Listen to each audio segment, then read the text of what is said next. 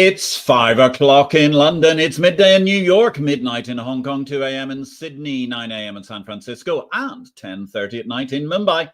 Greetings, good morning, good afternoon, and good evening, depending on where you are in the world today. My name is Patrick L. Young. The IPO-VID live stream, Series 29, Episode 6. In the aggregate, that makes for episode number 174, goes live here. And what a joy it is to be able to say that this is a live show, ladies and gentlemen. We're going to have some great recordings coming up for you over the next month after this show as we're traveling through Southeast Asia. But first of all, let's talk a little bit about what's been going on in life and markets, because there's been quite a lot happening there. From the pixels of Exchange Invest, the daily bulletin of the Bourse Business, an update to the target of $100 billion. I speak about, of course, none other than the top of Young's pyramid of exchanges, the Intercontinental Exchange. Just before the stock market paused for its current retracement, we reached an epic milestone. The Intercontinental Exchange, founded only 25 years ago, don't forget, peaked at over $100 billion market capitalization, a first for the parish of exchanges of market structure,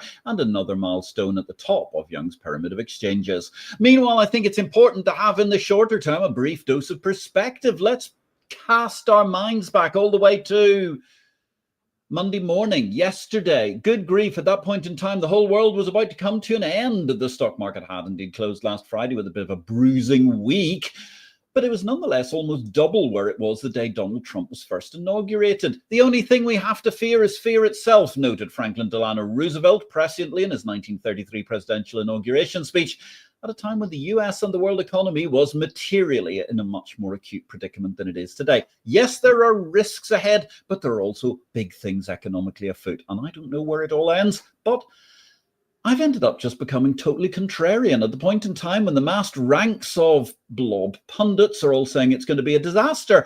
I have to say, looks as if it could be time to be optimistic.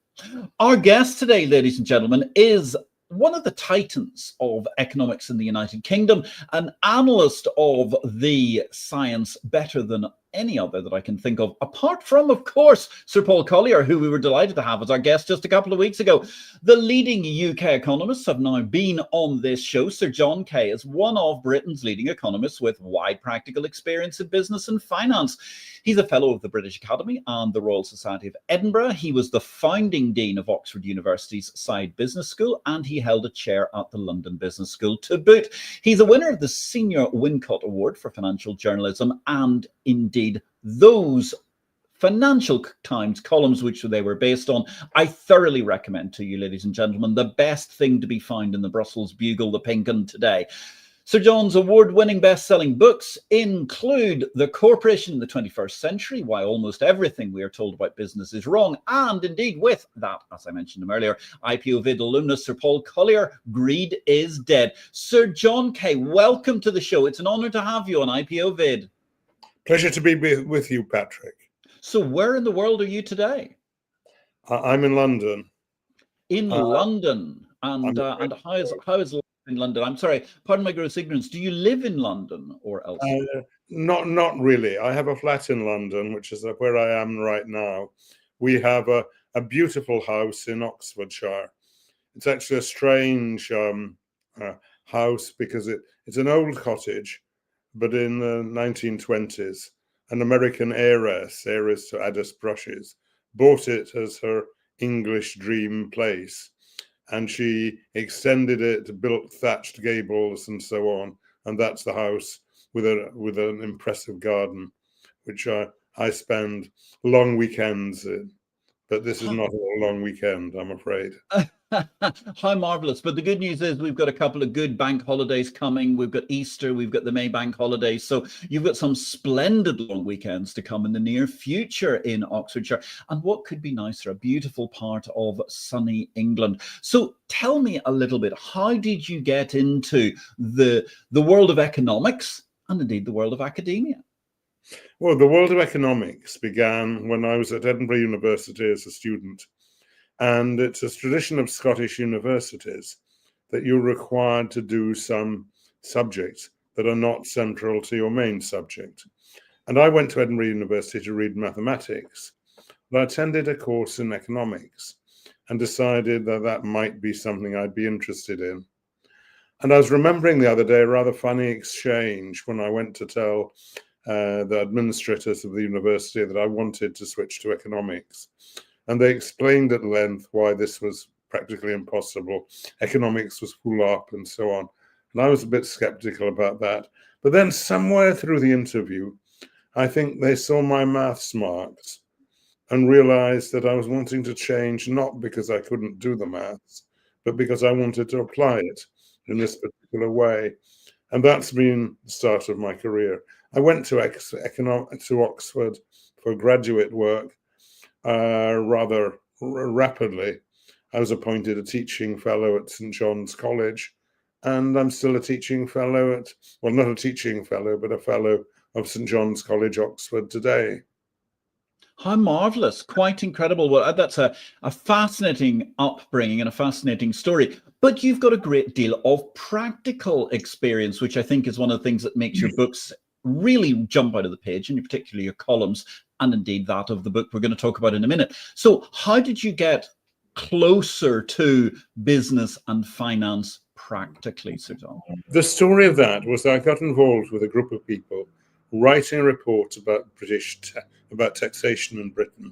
I was an economist, and so were other people in the group, but others were interested in practical things. In the course of that, and in the course of presenting it, I discovered that what I was actually principally good at was taking relatively complicated economic ideas and putting them across to a wider audience. That led me to the London Business School. It led me to set up an economic consultancy.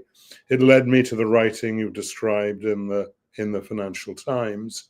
And of course, it led me to meet a lot of people in business, to be director of various companies, and to learn that business in real life was not really described by a lot of the models I'd been teaching people in my academic career.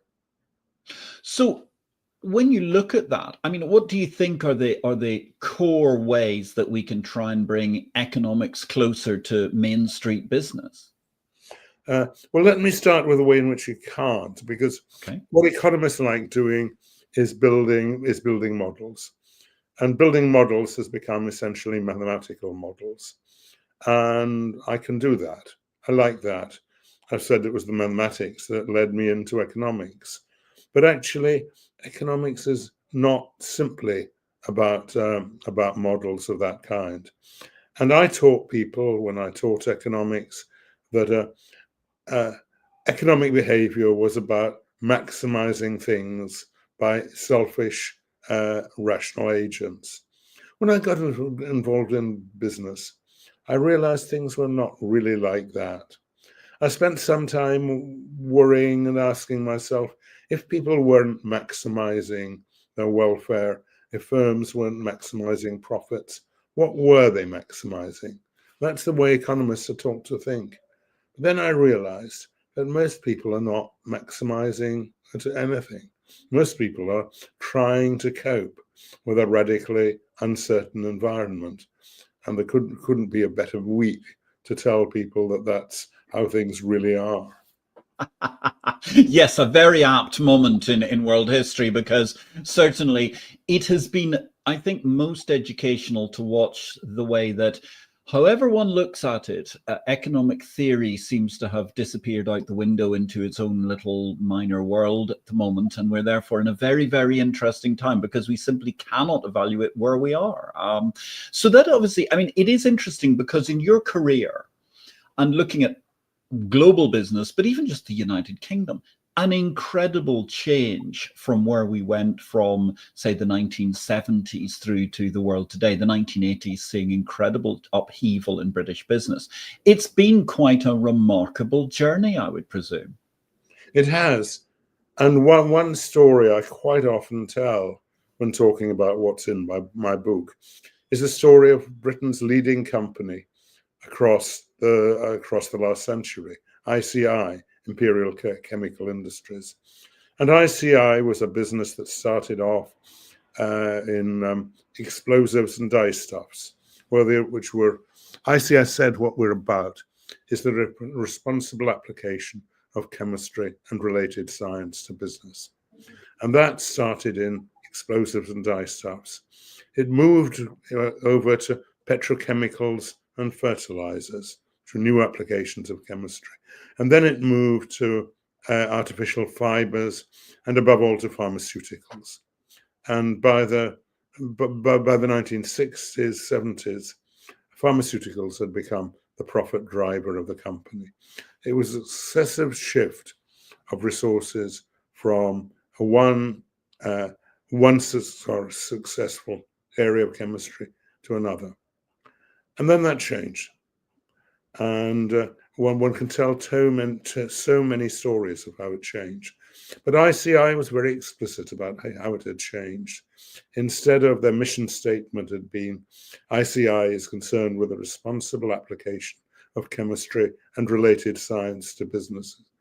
And its mission statement was now, ICI aims to create shareholder value by focusing on businesses in which we have cost leadership and a competitive advantage. Interesting thing about this story is the first version of the company lasted 50 years. The second version, which was concerned to maximize shareholder value, lasted essentially 20. And I think we have a slide that shows what happened to the ICI share price after that particular change. Let's have a look at that. That sounds very interesting.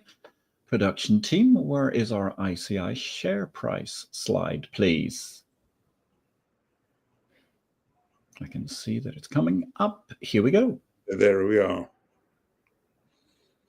Yes, that's rather instructive. It doesn't lead a great deal of technical analysis from some of these chartists that have been on talking about investing in financial markets to discern a trend there. That's quite spectacular. So we're talking about, I mean, a company which will really hit the public imagination, I think, in the UK, especially after their CEO, Sir John Harvey-Jones, became a kind of cult TV celebrity, and actually, I think, produced one of the last really, truly great business television programs that was actually practical and comprehensible rather than show business.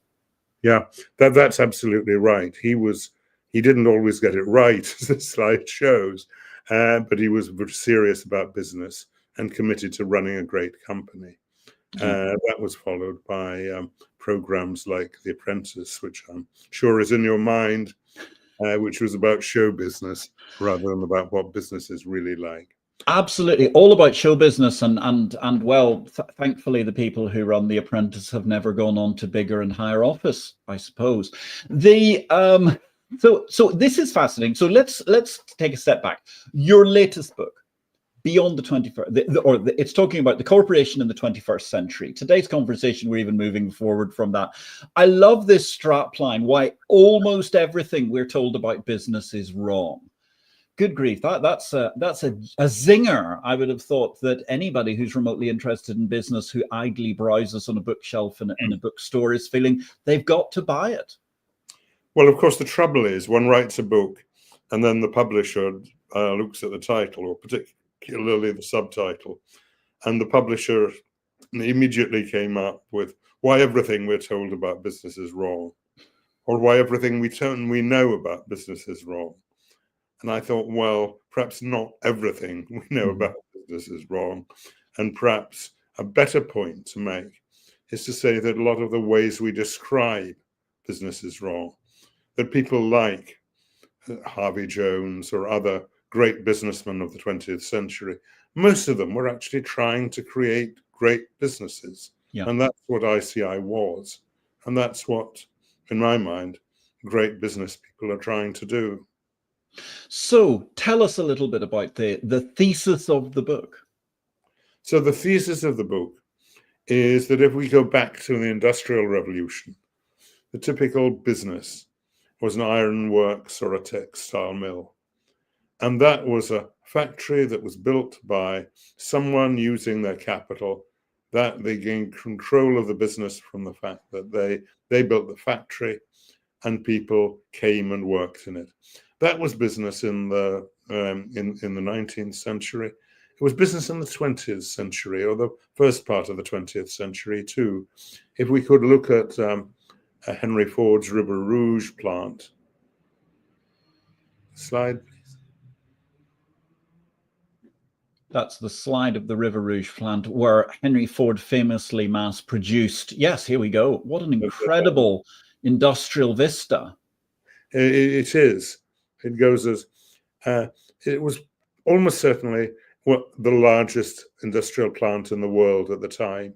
And interestingly, it's probably the largest plant there will ever be.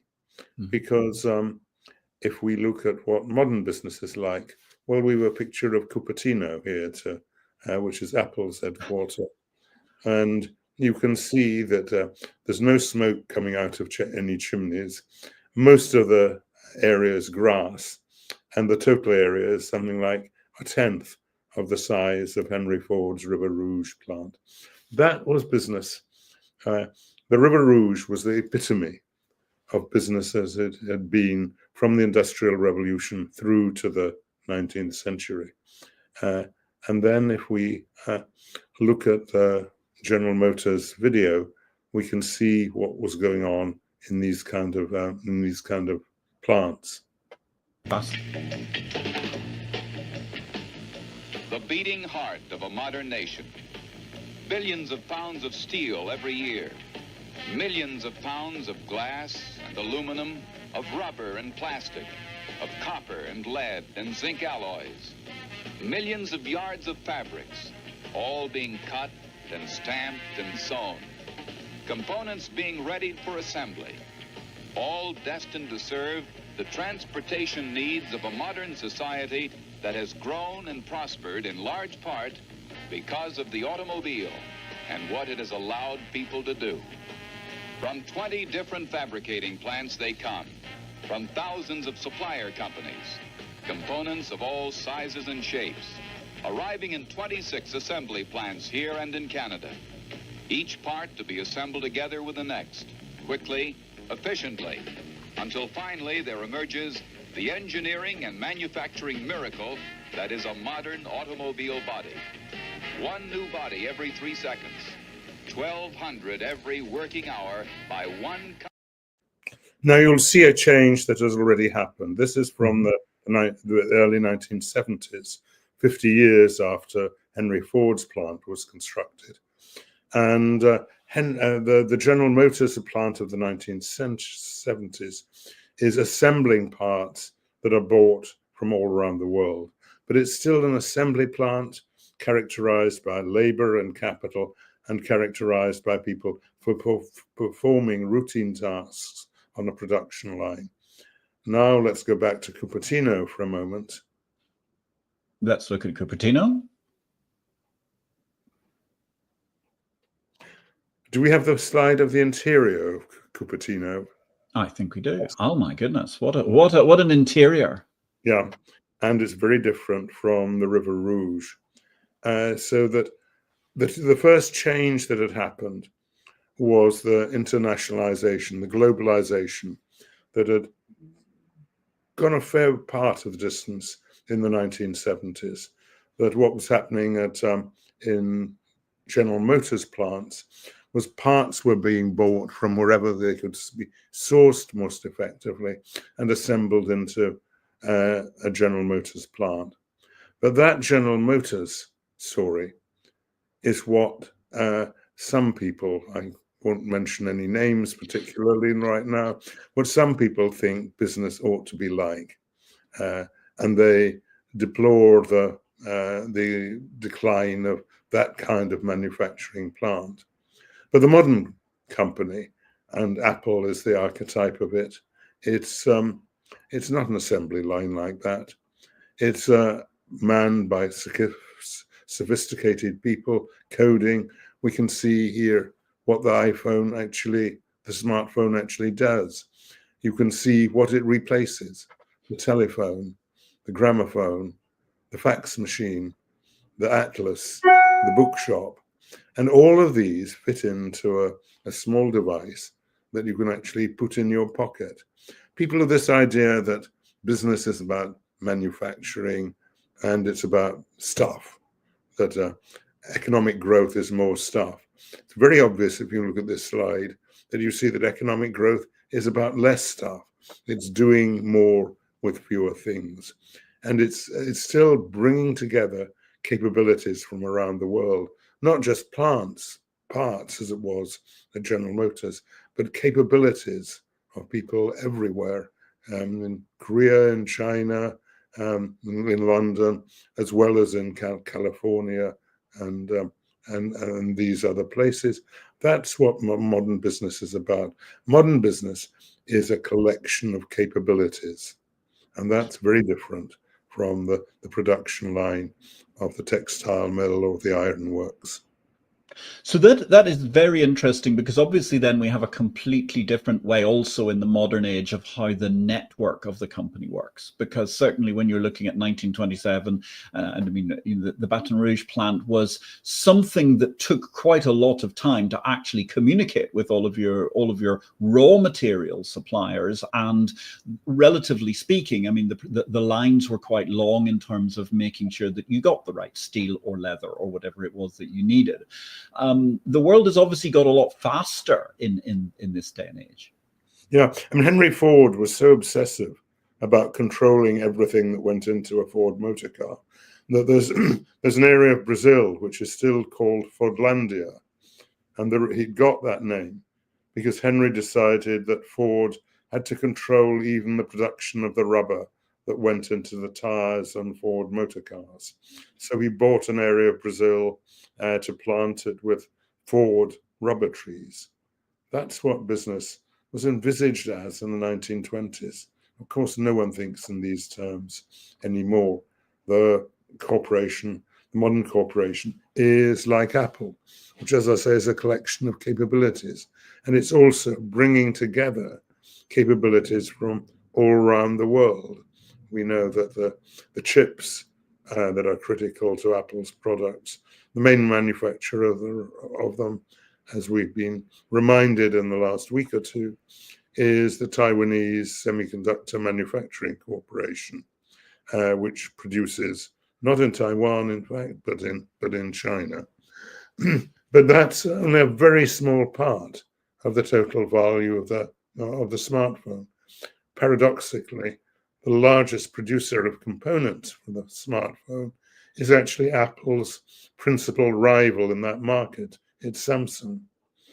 And the cost of assembly, which of course was what the River Rouge was about, the cost of assembly is perhaps $20 for a $500 iPhone. Yes, of course. I mean, also very interesting because River Rouge not only brought us, I mean, the whole Henry Ford apparatus of industrialization not only brought us this incredible industrialization, but it also produced all manner of fascinating social spin-offs. I mean, essentially Ford pushed for the concept of the weekend being a time when people could have 2 days holiday, because if nothing else, that helped popularize the automobile because people then used one for leisure. So there's a huge social impact from the company there that perhaps gets lost when we start talking about simple monotasking like social, shareholder value or some other single topic. I wouldn't put it quite like that. I mean, I think you're right. There was a social dimension to all of this. And Dearborn, River Rouge, was built a community around the car plant. And some of the regret at the decline of manufacturing is the loss of the kind of social cohesion with that. People went to the pub at the end of the day and drank their sorrows of the day from that. We don't have that anymore. And the cities which were built around, well, not the cities so much as the places that were built around these manufacturing activities, have gone into decline as a result of this. Whereas it's quite interesting when I think of for Oxford that if I went back 50 years, their largest activities were the university and the motorworks. Motorworks is shut. The university is bigger than ever. I can tell that story over and over again because service activities gain from physical proximity. For manufacturing activities, physical proximity is no longer very important. That's a very good point, actually. And indeed, Oxford and Oxfordshire was dotted with all manner of fascinating producers of automobiles, not just in Cowley, but also in Abingdon, etc., etc.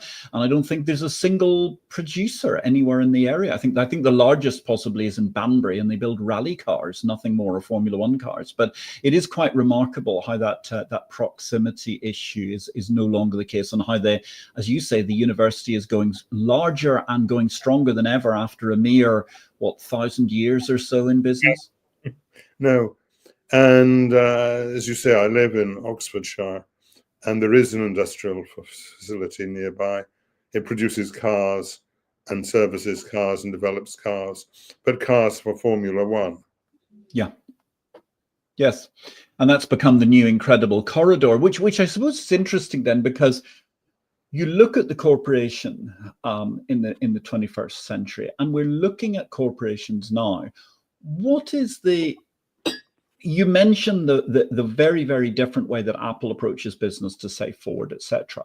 But I mean, at the same time, we still have enormous, massive manufacturing corporations. You mentioned one, actually, Samsung, which is an incredible, I mean, it is on one side almost like the old ICI, going all the way through technology and so on. What is the role for those sorts of corporations going forward? Do they continue to remain very, very massive enterprises, or are we going to see their business fragmenting into smaller suppliers too? I think they will continue. I suspect if we're talking again in 20 years' time, we'll discover that Foxconn, which is major assembler of Apple products, has moved on to other things. And the activities which take place, well, they're already moving to other locations in Asia. Vietnam, for example, is growing at the expense of mainland China in this area. And I think we have to hope that India and particularly sub-Saharan Africa actually share in this development and become the manufacturing hubs of the next generation. But manufacturing, as you can see from the slides I was showing earlier, is now rather different from the manufacturing that took place at General Motors and on the River Rouge. It's not like, it's much less like the assembly line. And as you can see from the iPhone, most of the value of the product goes into the ideas that went into it, not the manufacturing process. Probably the most valuable manufactured product in the world today now is the Pfizer's mRNA COVID vaccine. That's considerably more valuable per kilo than gold. But of course, what you're paying for is not the stuff, or only to a limited extent the stuff. It's the ideas and the research and the development that went into it. And that is already true across most of business, and will be more and more true as business develops. Now, that's very, very interesting, because therefore companies are these days less the sum of the parts that they manufacture, but much more the sum of the parts that they hold the intellectual property to. How does that impact both the corporation and the corporation's relationship to society? Because obviously you can hold the intellectual property in Dublin and not actually have it anywhere near where it might have been developed in Cupertino, for example. Well, we need to be a bit careful about this. The intellectual property may be located in Dublin, but that's not real. The people who have the ideas aren't in Dublin. What there is in Dublin is a brass plate that enables companies to take advantage of Ireland's rather favourable tax regime. But you're right that location doesn't have the meaning which it once did. And if you ask where is the development that is important to Apple going on, the answer, interestingly, is that a lot of it is going on in one place, or in California, and that location hasn't become completely unimportant, but it's become important in a different way. It's people talking to each other, exchanging ideas with each other.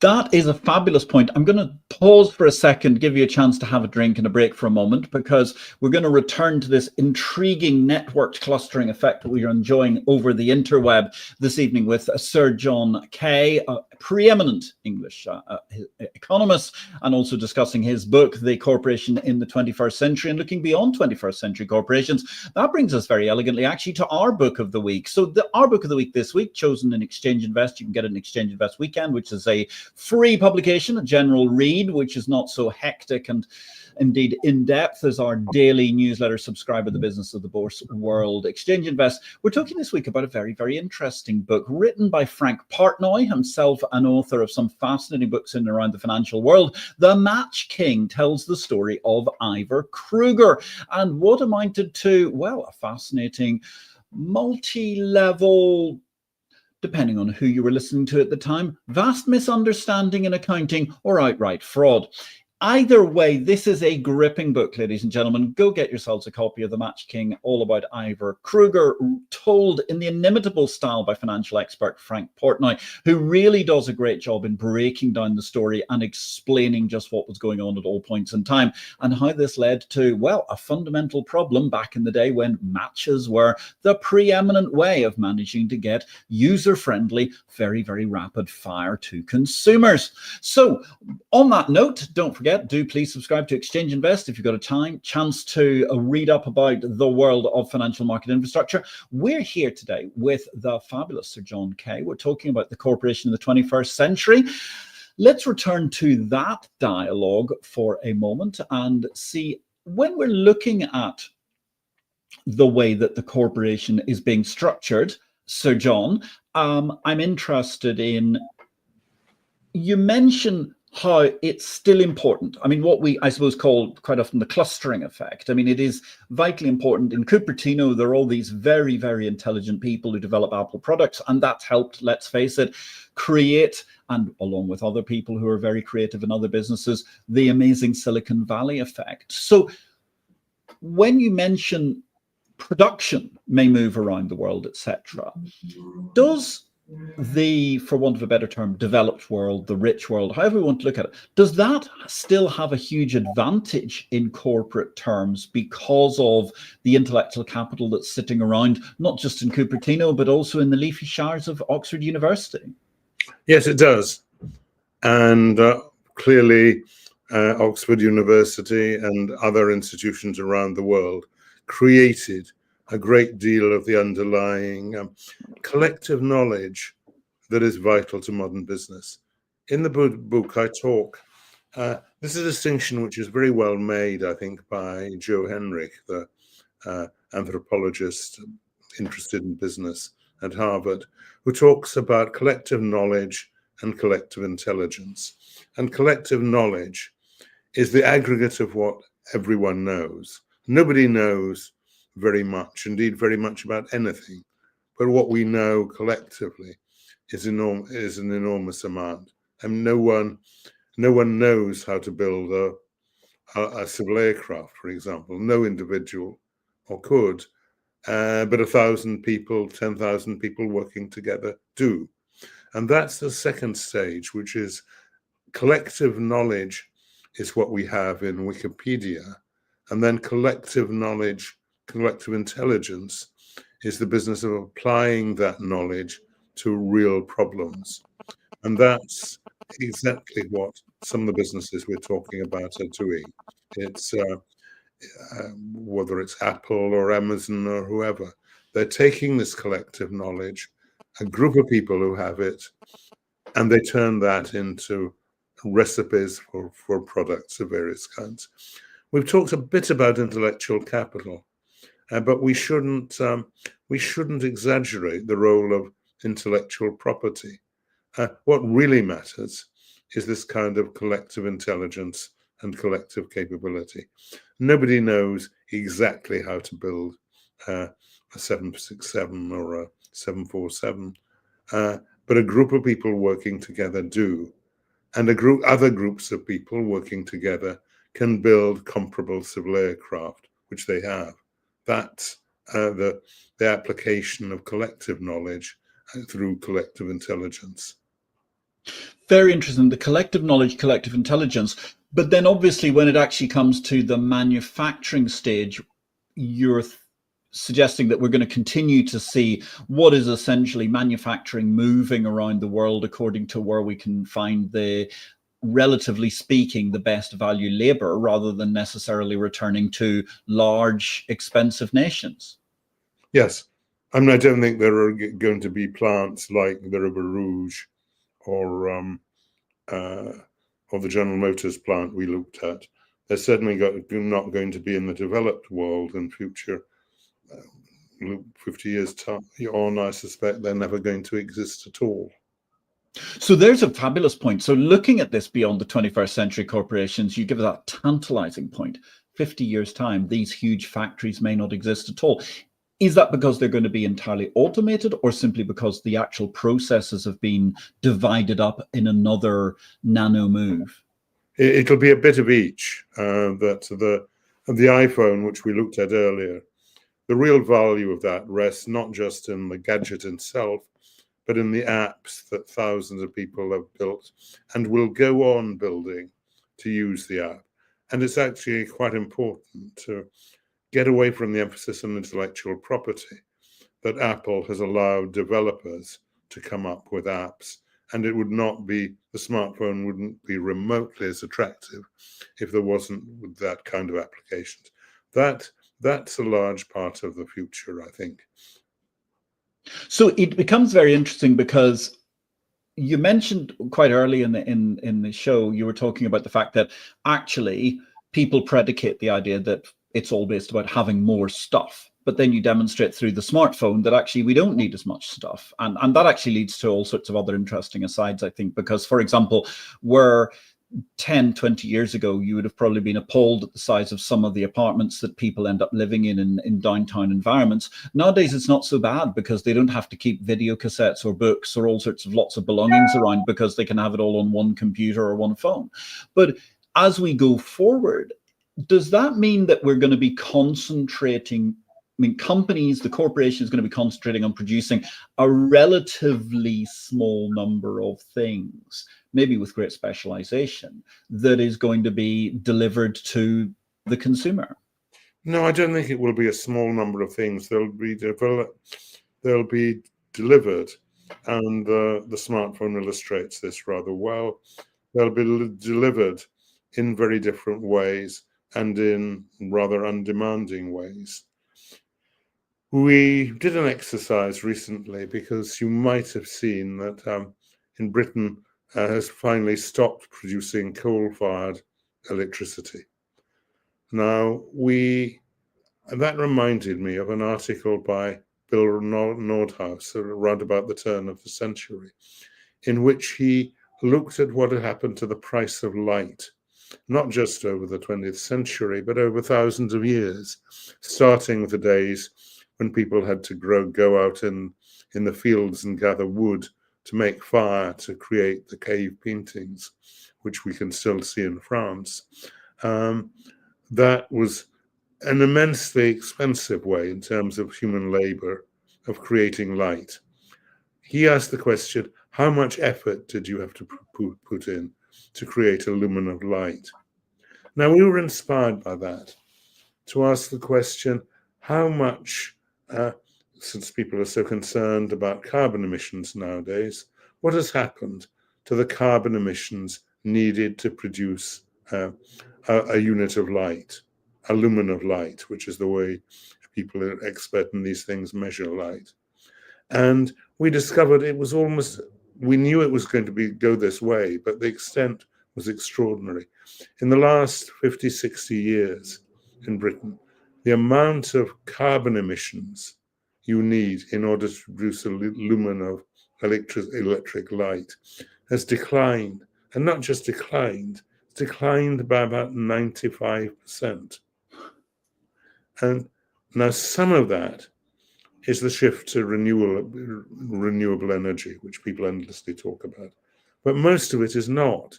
Most of it is better light bulbs, better light fittings. Most of it is more efficient power stations, and so on. These are the real engines and criteria of economic growth.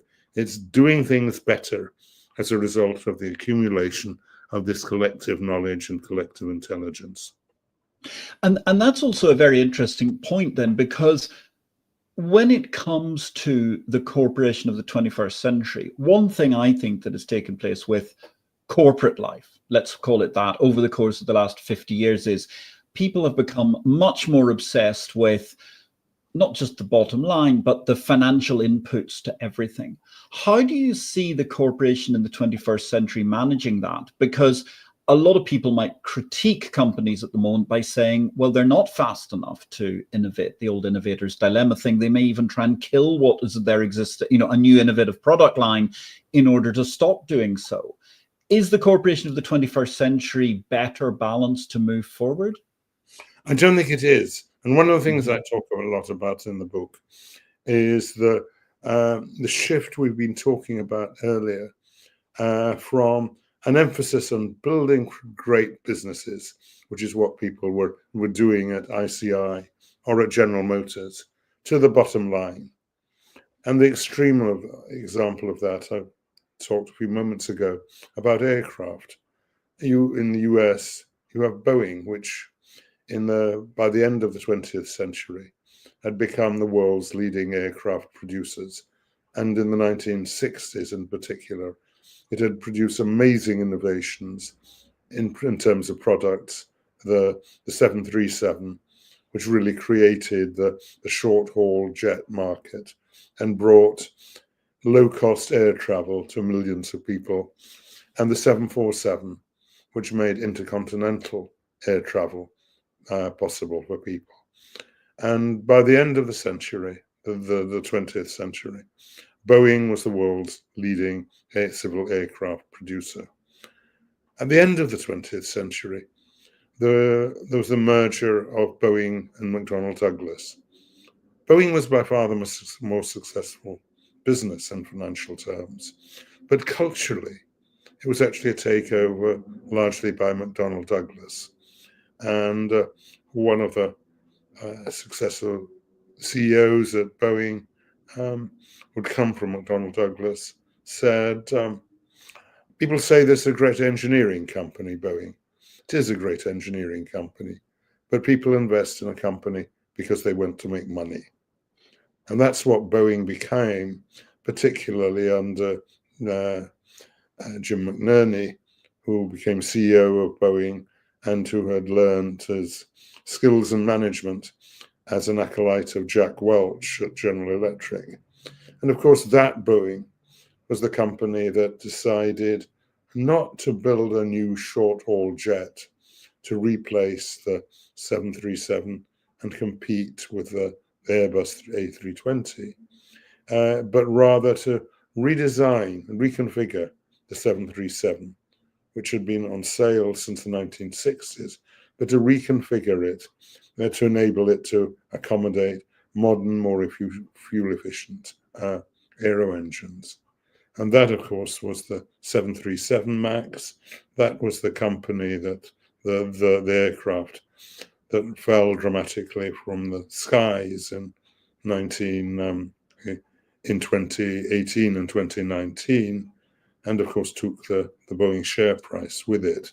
I could have taken my ICI slide, and if you'd looked at Boeing or General Electric, you would have seen a rather similar picture.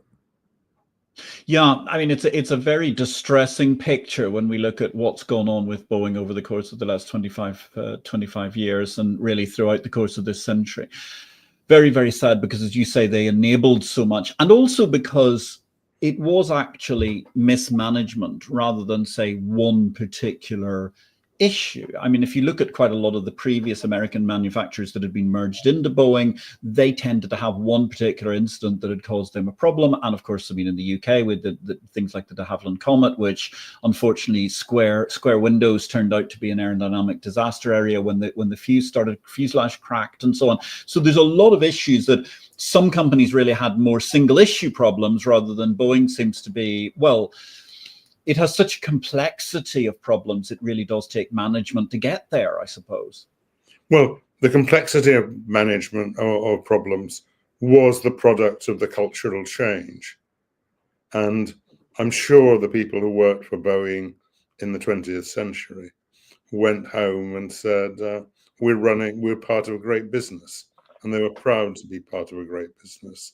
I don't think they went home and said, we made a lot of money for the shareholders today. I hope they're pleased. Well, that also leads us, to a very interesting point, because you do talk, you're talking about how effectively the bottom line, and this is something that I find very worrying, the sort of accountantification of business, because everything has ended up being a cost rather than necessarily the continuation of a great company. But is the problem with that because we have seen also the last 40 years being the incredible rise of financialization in the economy? I think that is absolutely right and critical. I talk a lot on the lines I've been talking today about capital as a service in the modern economy. What's underpinning this is people drive past an Amazon warehouse or a fulfillment center, as Amazon prefer to call it. They see Amazon painted on the side of this enormous warehouse. They probably think Amazon owns this warehouse. It almost certainly doesn't. Amazon leases most of its property. The largest provider of warehouse space to Amazon is Prologis, a San Francisco real estate investment trust. And I can tell that story over and again. We've been talking about aircraft. If you get in an airliner, you probably think that the airline whose logo is painted on the fuselage owns the plane. Again, it almost certainly doesn't. The largest owner of civil aircraft in the world is a company called AerCap, which is based in Dublin, and it employs a lot of accountants and bookkeepers, but it doesn't employ pilots. And you might think that at least the owner of the plane owns the engines on the plane. It almost certainly doesn't.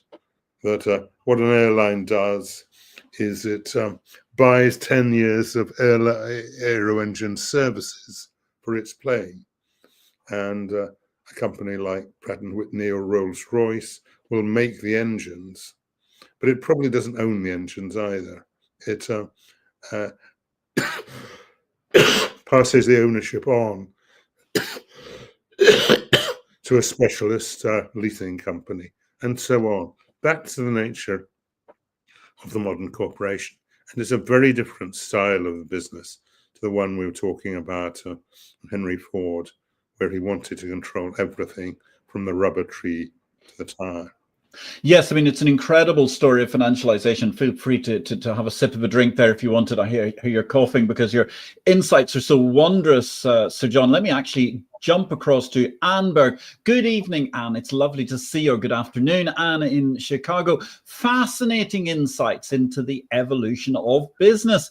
I was particularly struck by your remarks on collective knowledge. I do miss your succinct FT columns. So there you are, Sir John, some elegant words from a great enthusiast and a great expert in the world of raw commodities, Anne Berg. She was a previous guest on IPO-VID as well. And so, that takes us back really, Sir John. We're looking at this company today. I hear a variety of models that you've talked about. We've seen this journey away from Ford to the modern corporation, the 21st century. What are the key things that you think that the 21st century corporation needs to focus on to be better in the 21st century and beyond? Most of all, it needs to understand that the successful 21st century corporation is a collection of capabilities. It is not a plant like the River Rouge where people go and repeat the same assembly line processes hour after hour, day after day, year after year. The collection of capabilities is the nature of modern business, and that's the way this collective knowledge accumulates and gets turned into the kind of new products which our modern economies are producing all the time. And that's a world so different from the one that sees business as being primarily about manufacturing in the old style, in the old sense. And let me ask you another question, because I'm curious. In the 60s and 70s, manufactured goods, particularly household goods, took on this incredible dimension of what they called built-in obsolescence, or variations on a theme around there. Are we still seeing companies manufacturing with a view to obsolescence, or is it simply because technology is driving us forward that there is a renewed need for different goods? Well, these two things go together. I mean, I don't think Apple is designing smartphones with the idea that this smartphone is going to become useless in 2 years. But the people who are working at Apple are constantly working on improvements and developments of the smartphone so that it becomes obsolescent because we have something better. And that's a process that goes on and on. It's a process that has always existed. You know, the story of the automobile industry is one of people buying successively, producing successfully better products, and people buying newer and newer products. But it's something much faster, the pace of change now, than it was in the days when it might take, well, it did take Ford 5 to 10 years minimum to produce a new model, 10 to 20 years to produce a new range of models. Yes, that speed of development is something that's quite different to, say, the classic example of the 1960s or 1970s toaster, which just fell apart after 5 years because they deliberately put components that had a very, very restricted shelf life into them. So, John, it is absolutely marvelous chatting with you. We could talk about the 21st century corporation and beyond. We could discuss your depth of knowledge for a great deal more time, but I can tell that well, time is moving on. So let me ask you a question that we always ask our viewers at this stage to finish off. Where do you, Sir John Kay, believe the capital market revolution goes next? I hope that the capital market revolution will make capital less important to business than it has been. What we've talked about at some length has been the ways in which capital has disappeared as the defining feature of a business. That's very obvious if you look at River Rouge and compare it with Cupertino. The paradox which has occurred as that development has occurred, is that capital is actually the capital market has expanded greatly in both scale and remuneration. And most of that, in my view, consists of people changing rather pointlessly existing assets with each other. And it's meant that the great manager has been the person who has built portfolios of businesses, buying and selling.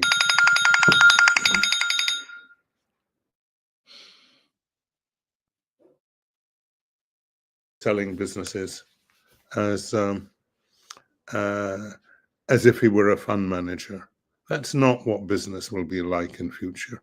I think the key story will be that of developing collective knowledge and collective capabilities. And on that note, developing collective knowledge and collective capabilities, and it also seems to me it's quite interesting that one of the men in the world's ongoing financialization who's done the least shuffling of assets also happens to be the most successful, Warren Buffett. There might be a lesson in there for us all in the world of financial markets to this day. Sir John Kay, thank you very, very much for joining this fascinating episode of IPO-VID. We've been discussing your book, The Corporation in the 21st Century, and we've been looking towards beyond the 21st century corporations. We are going to be back next week, ladies and gentlemen, with another fascinating guest. We have recorded this show because I'm going traveling after that. Dominic Roche is going to be discussing how floors help markets. There's a very contra technology theme to get into. IPO-VID 175 coming next week. Don't forget, you can catch all the back issues of this canon of work via wherever you're watching this today, Facebook, LinkedIn, or YouTube. My name is Patrick L. Young. It only remains for me to say a huge thank you to our fabulous guest today, Sir John Kay. We wish you all the very, very best with this, the latest of your excellent books. Thank you very, very much. And thank you to our production team, Herminia, Marianne, and Desiree. My name is Patrick L. Young, and I wish you all a great week in life and markets.